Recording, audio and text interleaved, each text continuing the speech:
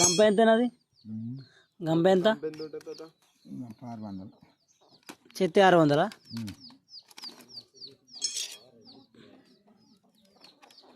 రోజుకు అలా ఎన్ని తయారు చేస్తావు? రోజుకు అట్లా ఎన్ని తయారు చేస్తావు? గంపలా గంప రోజుకు ఒక 2 ఎత్తావా?